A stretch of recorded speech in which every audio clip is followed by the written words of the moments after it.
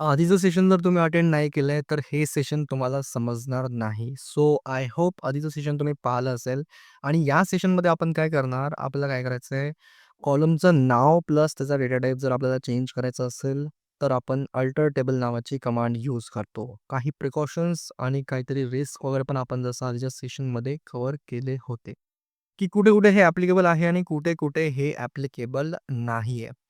तो त्या सेशनचा हा एक दुसरा पार्ट आहे आणि आजच्या सेशनमध्ये आपण शिकणार जर आपल्याला मल्टिपल कॉलम्सचं जसं आपल्याला नाव प्लस त्याचा डेटा टाइप जर आपल्याला चेंज करायचा असेल, तर त्याचा सिंटॅक्स कसा आहे. सो सिंटॅक्स वगैरे बघून घेऊया आपण. जसं तुम्हाला अल्टर टेबल नावाची कमांड लिहायची आहे. नंतर आपल्या टेबलचं नाव जे पण काही असेल ते इथे तुम्हाला लिहायचं आहे.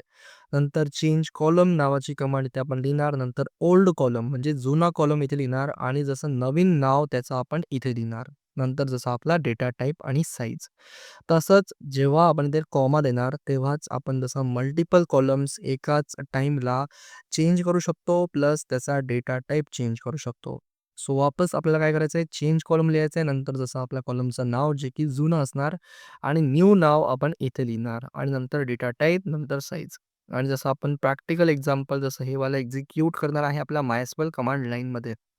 सो अल्टर टेबल नावाची कमांड लिहायची आहे. नंतर स्टुडंट मार्क्स नावाचा आपला एक टेबल आहे.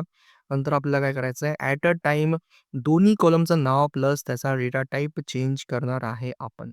सो रोल नंबर नावाचा हा जो कॉलम आहे, याचं नाव आपल्याला करायचं आहे बघा जसं युअर रोल नंबर आणि त्याचा डेटा टाइप आपल्याला चेंज करायचा आहे इंट. आणि जसं मार्क्स नावाचा जो कॉलम आहे, याचं नाव आपल्याला फुल मार्क्स करायचं आहे आणि varchar त्याचा डेटा टाइप आपल्याला चेंज करायचा आहे. तो जर तुम्हाला मल्टिपल कॉलम्सचं चेंज करायचं असेल नाव प्लस डेटा टाइप, तर आपल्याला फक्त कॉमा लिहायचा आहे. सिंपल ॲज इट इज आपला सिंटॅक्स आहे. सो हेच आपण आपल्या MySQL कमांड लाईनमध्ये करून बघूया. जसं आपण आपल्या MySQL कमांड लाईनमध्ये आलोय, सो स्टुडंट मार्क्स नावाचा आपल्याकडे एक टेबल आहे. रोल नंबर नावाचा कॉलम आहे, फुल नेम नावाचा कॉलम आहे, प्लस मार्क्स नावाचा कॉलम आहे. सो ॲट अ टाईम जर मला 2 कॉलमचा नाव प्लस त्याचा डेटा टाइप चेंज करायचा असेल, तर त्यासाठी आपली अल्टर कमांड आहे बघा. अल्टर टेबल नंतर टेबलचं नाव जे की आहे बघा जसं स्टुडंट मार्क्स नावाचा हा आपला एक टेबल आहे. सो इथे चेंज कॉलम नावाचा कीवर्ड आपण इथे लिहिणार आणि नंतर जसं रोल नंबर इथे आपण लिहिणार आणि याचं नाव मला चेंज करायचं आहे जसं युअर रोल नंबर म्हणून आणि याचा डेटा टाइप मी सेट करणार आहे बघा जसं इंट म्हणून आपण इथे सेट करूया आणि काही ना काही साईज वगैरे पण देऊया जसं 10 देतोय मी इथे. ओके. सेमीकोलन नाही देणार का? कारण की आपल्याला ॲट अ टाईम 2 कॉलम जसं चेंज करायचे आहे, तर त्याचं नाव प्लस त्याचा डेटा टाइप. कॉमा करतोय आणि इथे लिहितोय बघा जसं चेंज कॉलम. आणि आपण जसं आता काय करणार, आपला दुसरा जो कॉलम आहे तो समजा जसा असेल बघा मार्क्स. सो मार्क्स नावाचा कॉलम याचं नाव मला काय हवंय बघा जसं युअर मार्क्स करतोय मी. युअर मार्क्स किंवा फुल मार्क्स आपण पण इथे करू शकतो. जसं फुल मार्क्स. आणि आता आपण काय करणार जसं याचा डेटा टाइप मेन्शन करणार जो की असणार varchar. varchar 10 पण केलं तर चालते, 20 पण केलं तर चालते. सेमीकोलन त्याला एक्झिक्यूट केलं तर बघा आपलं हे जसं क्वेरी ओके आलेलं आहे म्हणजे कमांड एक्झिक्यूट झालेली आहे. डेटा टाइप प्लस त्याचं नाव चेंज झालेलं आहे.